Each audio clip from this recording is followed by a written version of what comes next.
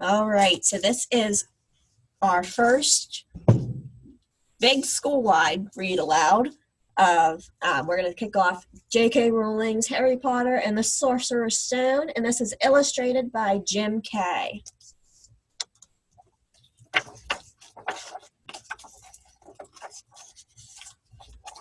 All right, so J.K. Rowling dedicated this to Jessica, who loves stories, and Anne, who loves them too, and for Dee, who heard this one first.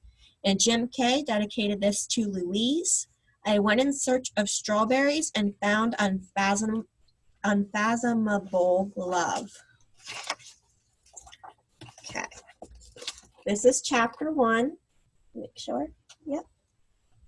The Boy Who Lived. And Miss Tori has the first chapter memorized, but I'm going to read it anyhow. Mr. and Mrs. Dursley of number 4 Privet Drive were very proud to say that they were perfectly normal. Thank you very much. They were the last people you'd ever expect to be involved in anything strange or mysterious, because they just didn't hold with such nonsense. Mr. Dursley was the director of a firm called Grunnings, which made drills. He was a big, beefy man with hardly any neck. Hi, Livea. Oh, hello. Hi, Emily. Although he did have a very large mustache. Mrs. Dursley was thin and blonde and had nearly twice the usual amount of neck, which came in very useful as she spent so much of her time craning over garden fences, spying on the neighbors. The Dursleys had a small son called Dudley, and in their opinion, there was no finer boy anywhere.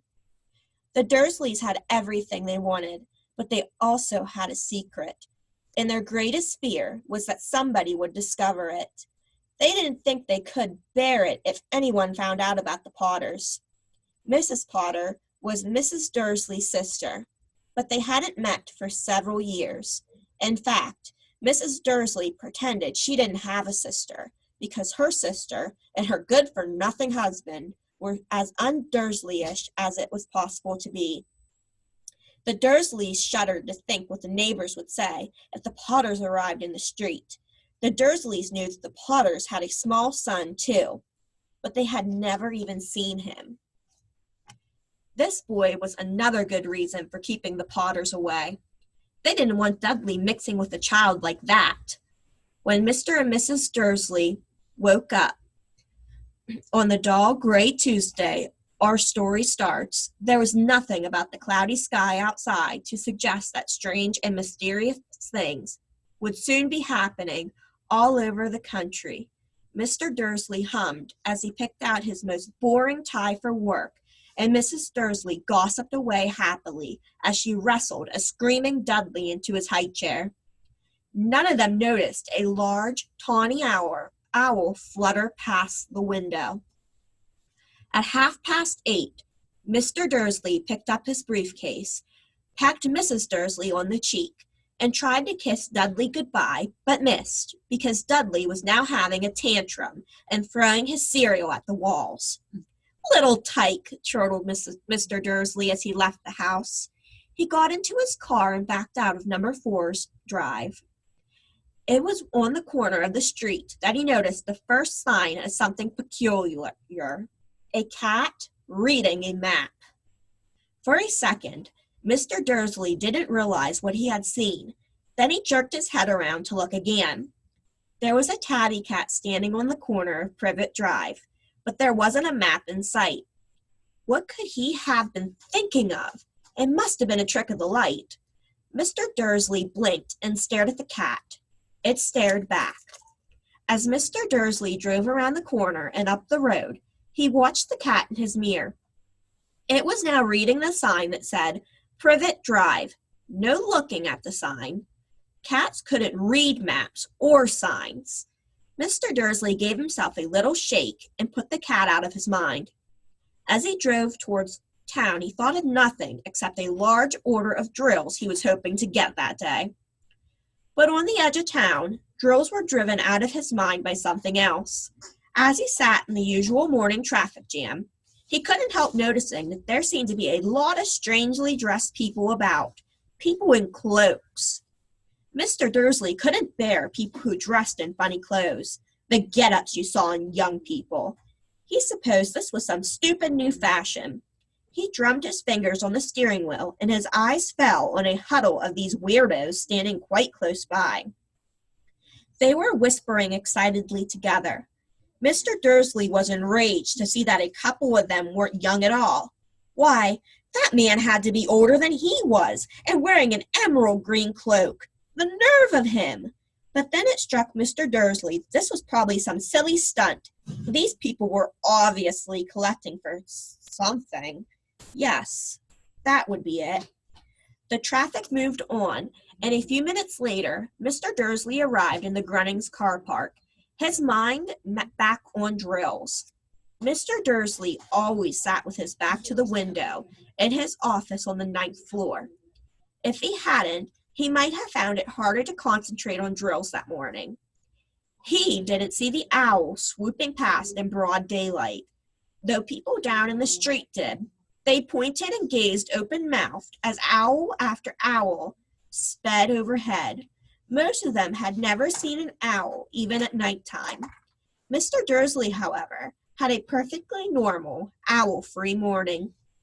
He yelled at 5 different people. He made several important telephone calls and shouted a bit more. He was in a very good mood until lunchtime, when he thought he'd stretch his legs and walk across the road to buy himself a bun from the baker's opposite.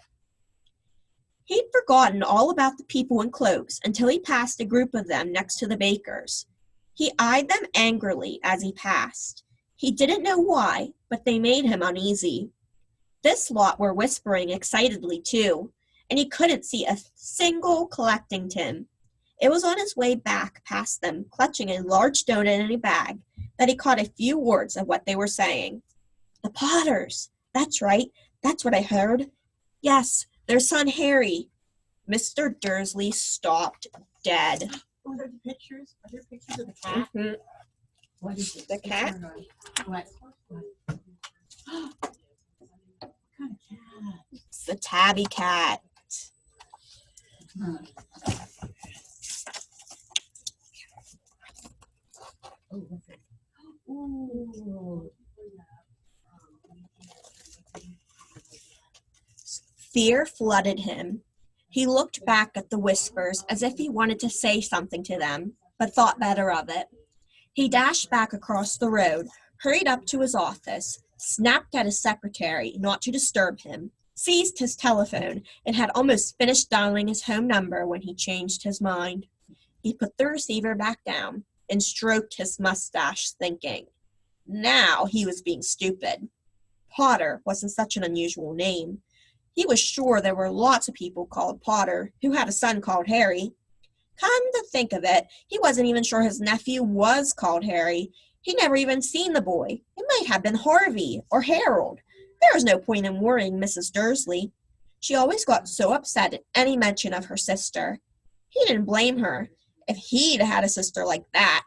But all the same, those people in cloaks. He found it a lot harder to concentrate on drills that afternoon, and when he left the building at 5 o'clock, he was still so worried that he walked straight into someone just outside the door. Sorry, he grunted as the tiny old man stumbled and almost fell. It was a few seconds before Mr. Dursley realized that the man was wearing a violet cloak. He didn't seem at all upset at being almost knocked to the ground. On the contrary, his face split into a wide smile, and he said in a squeaky voice that made passers-by stare, "Don't be sorry, my dear sir, for nothing could upset me today. Rejoice, for you know who has gone at last. Even muggles like yourself should be celebrating this happy, happy day." And the old man hugged Mr. Dursley around the middle and walked off. Mr. Dursley stood rooted to the spot. He had been hugged by a complete stranger. He also thought he had been called a muggle, whatever that was. He was rattled. He hurried to his car and set off home, hoping he was imagining things, which he had never hoped before, because he didn't approve of imagination. As he pulled into the driveway of number 4, the first thing he saw, and didn't improve his mood, was the tabby cat he'd spotted that morning. It was now sitting on his garden wall. He was sure it was the same one. It had the same markings around its eyes. "Shoo!" said Mr. Dursley loudly. The cat didn't move. It just gave him a stern look. Was this normal cat behavior? Mr. Dursley wondered, trying to pull himself together. He let himself into the house. He was still determined not to mention anything to his wife. Mrs. Dursley had a nice, normal day. She told him over dinner all about Mrs. Next Door's problems with her daughter and how Dudley had learnt a new word, shan't. Mr. Dursley tried to act normally. When Dudley had been put to bed, he went into the living room in time to catch the last report on the evening news. And finally, bird watchers everywhere have reported that the nation's owls have been behaving very unusually today. Although owls normally hunt at night and are hardly even seen in daylight, there have been hundreds of sightings of these birds, flying in every direction since sunrise. Experts are unable to explain why the owls have suddenly changed their sleeping pattern. The newsreader allowed himself a grin. Most mysterious. And now over to Jim McGruffin with the weather. Going to be any more showers of owls tonight, Jim? "Well, Ted," said the weatherman, "I don't know about that, but it's not the only owls that have been acting oddly today. Viewers as far apart as Kent, Yorkshire, and Dundee have been phoning in to tell me that instead of the rain I promised yesterday, they've had a downpour of shooting stars. Perhaps people have been celebrating bonfire night early. It's not until next week, folks, but I can promise a wet night tonight." Mr. Dursley sat frozen in his armchair, shooting stars all over Britain. Owls flying by daylight, mysterious people in cloaks all over the place, and a whisper about the Potters. Mrs. Dursley came into the living room carrying 2 cups of tea. It was no good.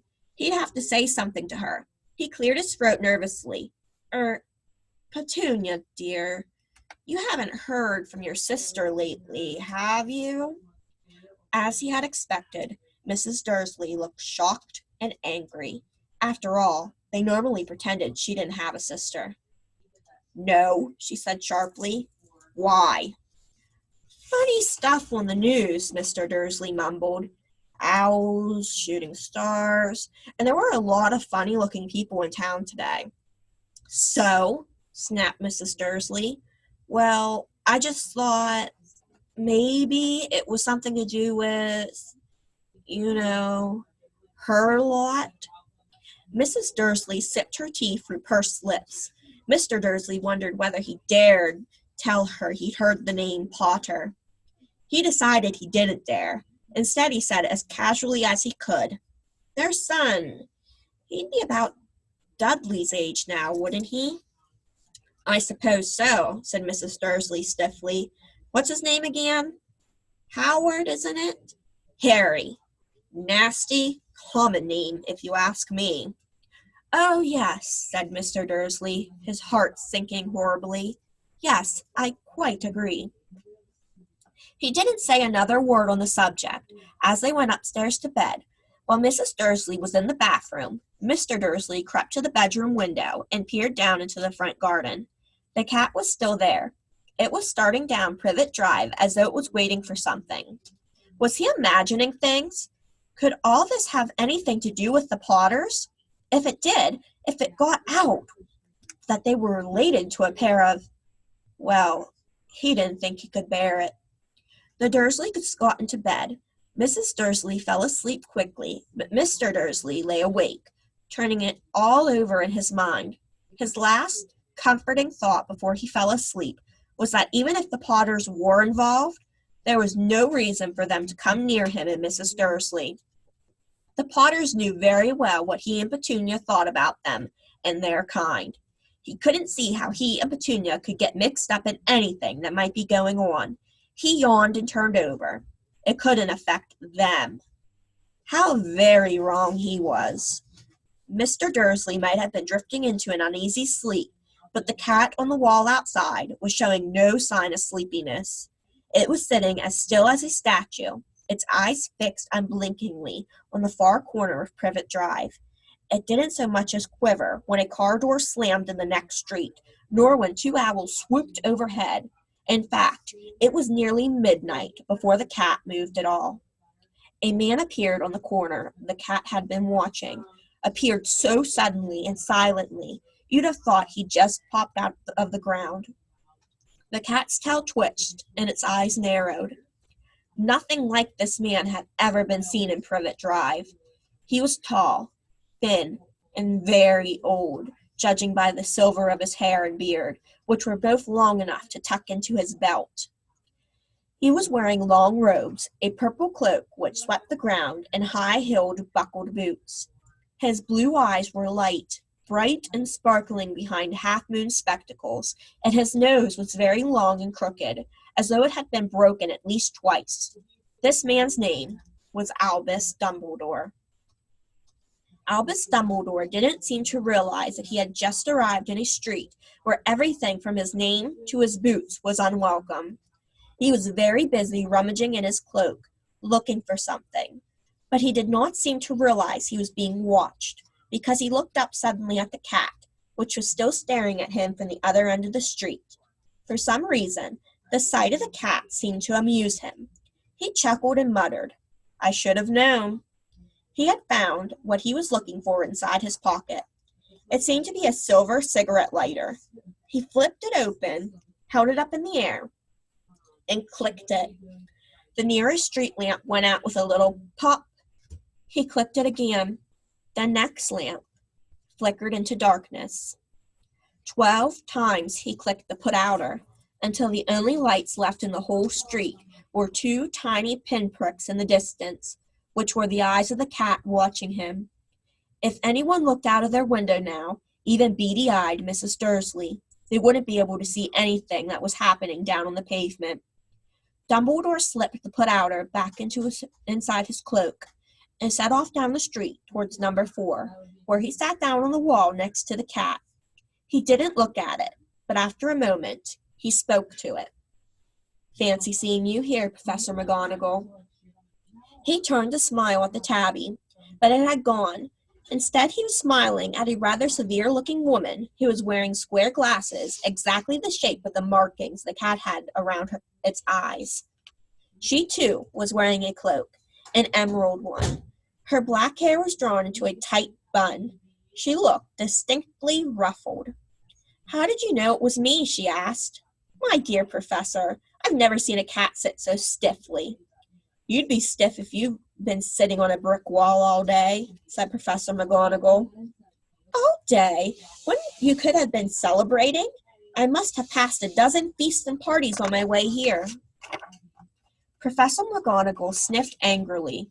"Oh, yes, celebrating all right," she said impatiently. "You'd think they'd be a bit more careful, but no, even the Muggles have noticed something's going on. It was on their news." She jerked her head back at the Dursleys' dark living room window. "I heard it. Flocks of owls, shooting stars. Well, they're not completely stupid. They were bound to notice something. Shooting stars down in Kent. I'll bet that was Delta Stiggle. He never had much sense." "You can't blame them," said Dumbledore gently. "We've had precious little celebrate for 11 years. "I know that," said Professor McGonagall irritably. "But that's no reason to lose our heads. People are being downright careless, out on the streets in broad daylight, not even dressed in Muggle clothes, swapping rumors." She threw a sharp sideways glance at Dumbledore here, as though hoping he was going to tell her something. But he didn't, so she went on. "A fine thing it would be if on the very day you-know-who seems to have disappeared at last, the Muggles found out about us all. I suppose he really has gone, Dumbledore?" "It certainly seems so," said Dumbledore. "We have much to be thankful for. Would you care for a sherbet lemon?" "A what?" "A sherbet lemon. Very kind of Muggle sweet I'm rather fond of." "No, thank you," said Professor McGonagall coldly, as though she didn't think this was the moment for sherbet lemons. "As I say, even if you-know-who has gone." "My dear Professor, Surely a sensible person like yourself can call him by his name. All this you-know-who nonsense. For 11 years I have been trying to persuade people to call him by his proper name. Voldemort.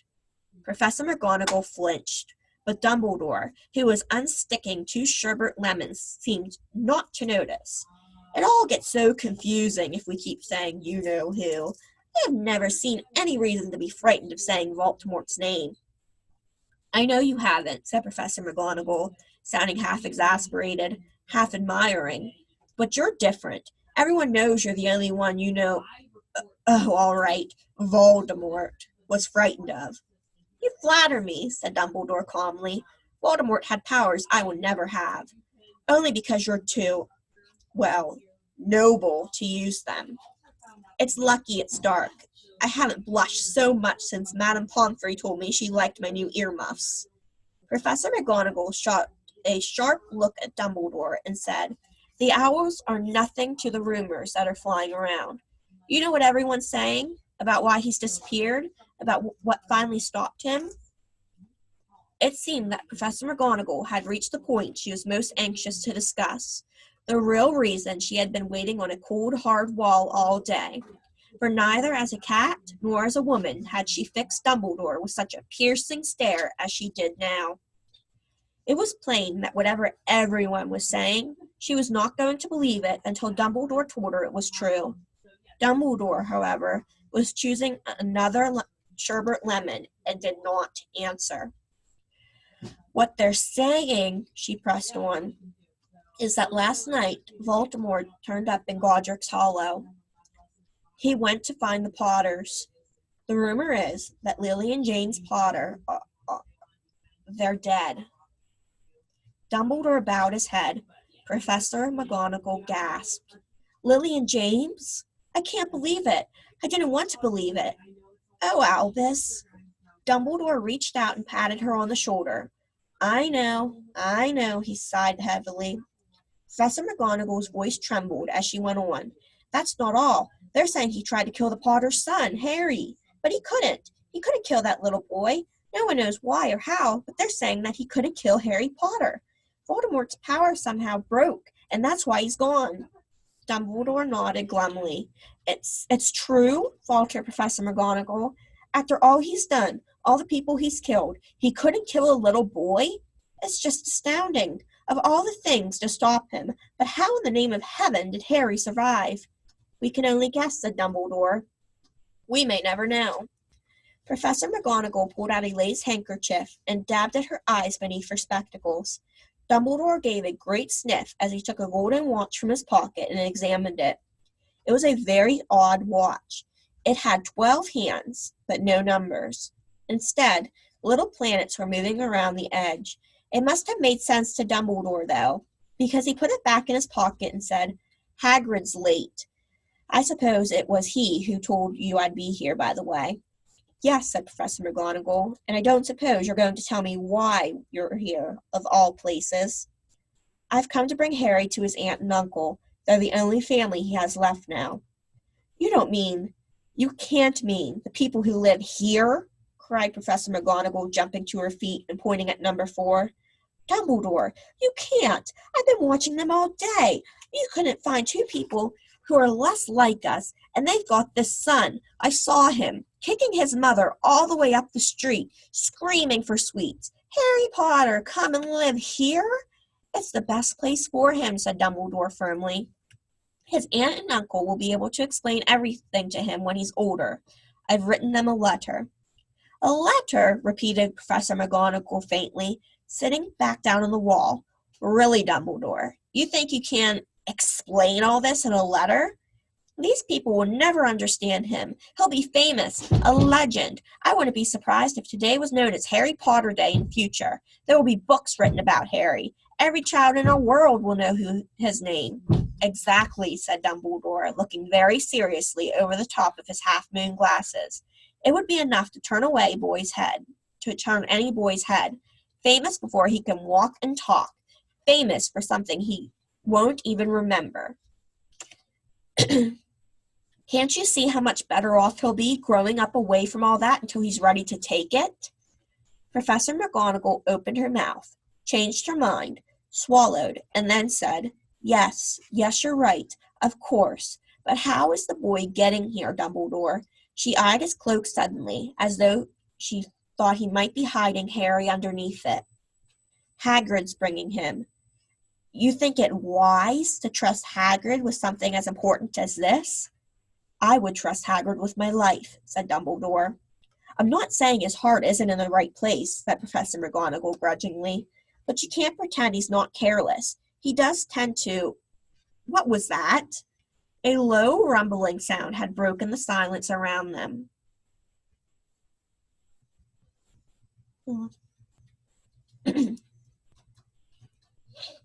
It grew steadily louder as they looked up and down the street for some sign of a headlight. It swelled to a roar as they both looked up at the sky. In a huge motorbike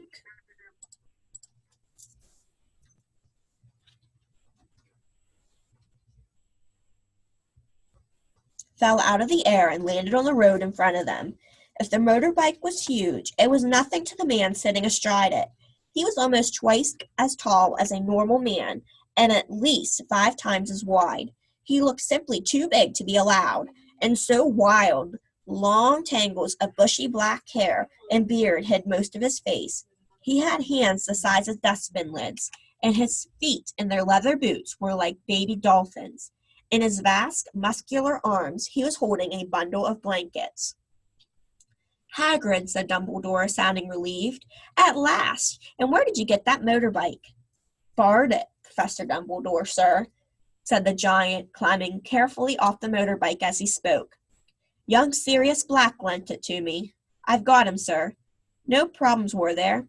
No, sir. House was almost destroyed, but I got him out all right before the muggles started swarming around. He fell asleep as we was flying over Bristol. Dumbledore and Professor McGonagall bent forward over the bundle of blankets. Inside, just visible, was a baby boy fast asleep. Under a tuft of jet black hair over his forehead, they could see a curiously shaped cut, like a bolt of lightning. Is that where? Whispered Professor McGonagall. Yes, said Dumbledore. He'll have that scar forever. Couldn't you do something about it, Dumbledore? Even if I could, I wouldn't. Scars can come in useful. I have one myself above my left knee, which is a perfect map of the London Underground. We'll give him here, Hagrid. We'd better get this over with. Dumbledore took Harry in his arms and turned towards the Dursleys' house.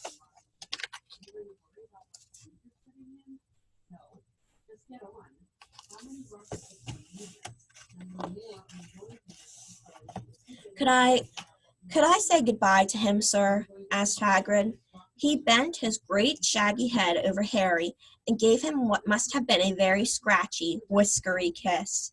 Then suddenly, Hagrid let out a howl like a wounded dog. Shh, hissed Professor McGonagall. You'll wake the muggles. Sorry, sobbed Hagrid, taking out a large spotted handkerchief and burying his face in it. But I can't stand it. Lily and James dead, and poor little Harry off to live with muggles. Yes, it's all very sad, but get a grip on yourself, Hagrid, or we'll be found, Professor McGonagall whispered, patting Hagrid gingerly on the arm as Dumbledore stepped over the low garden wall and walked to the front door. He laid Harry gently on the doorstep, took a letter out of his cloak, tucked it inside Harry's blankets, and then came back to the other two. For a full minute, the 3 of them stood and looked at the little bundle. Hagrid's shoulders shook. Professor McGonagall blinked furiously, and the twinkling light that usually shone from Dumbledore's eyes seemed to have gone out. Well, said Dumbledore finally, that's that. We've no business staying here. We may as well go and join the celebrations. Yeah, said Hagrid in a very muffled voice. I'd best get this bike back anyway. Good night, Professor McGonagall. Professor Dumbledore, sir. Wiping his streaming eyes on his jacket sleeve, Hagrid swung himself onto the motorbike and kicked the engine into life. With a roar, it rose into the air and off into the night. I shall see you soon, I expect, Professor McGonagall, said Dumbledore, nodding to her.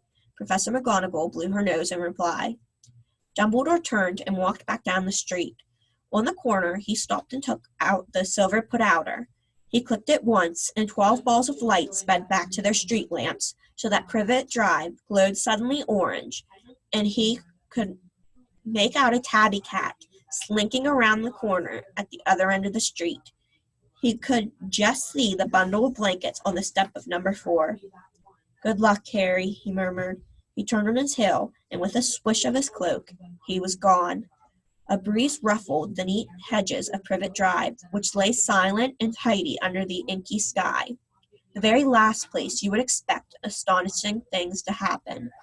Harry Potter rolled over inside his blankets without waking up. One small hand closed on the letter beside him, and he slept on, not knowing he was special, not knowing he was famous, not knowing he would be woken in a few hours' time by Mrs. Dursley's scream as she opened the front door to put out the milk bottles, nor that he would spend the next few weeks being prodded and pinched by his cousin Dudley. He couldn't know that at this very moment, people meeting in secret all over the country were holding up their glasses and saying in hushed voices, "To Harry Potter, the boy who lived." We're going to have to watch the slideshow coming in order to change. All right, so that is the end of chapter 1. Thank you guys for joining me. I appreciate it. This was my first live read aloud to a group of kids that aren't all my own, so that was exciting. Hey, Miss Tori, Yes, are you going to read chapter 2 another day? I might if anyone would like to. Yeah. I'm trying to read the chat. Hang on. Slide presentation week 18, then email so I will know. It would match your scarf. I love it. All right, so I will talk to the learning guides and get their feedback from you guys and see if you'd like to do this again, and we can set up a time to do that. Okay? Just sort of take a second to think about what Livea, is that a yes? Sure. Okay. Cass, what about you? think about Yeah? what I do. All right. I'm not sure. Think about Raven? your grandparents. Yeah. It's, Hi. I What believe grade that's are you in, grade- honey? This is also just What a grade are you in? quick little 8th. that 8th. for Okay, you. that's why I don't recognize you, because you're not one of my. I work at elementary. You popped in at the end. Were you able to follow along? Yeah. Yeah? Would you like to do this again? Yeah. Yeah? Okay, so we I might think- do that. I think we should bring in our Harry Potter stuff. Do you have stuff I do. like a scarf, I do. What? like a wand? I do have a wand. You have a wand. I only have a fairy wand. Yeah, so You can bring that. maybe, do you guys want to do this again next week? Sure. Yeah, maybe next week at 12:30 we'll read chapter 2. Yeah, if you have Harry Potter gear, wear your Harry Potter gear next week, okay? So Wednesday, the That's a cute kitty. 12th at 12:30, we'll read chapter 2. All right? That's a cute kitty. Hi, Kitty. Thank you. So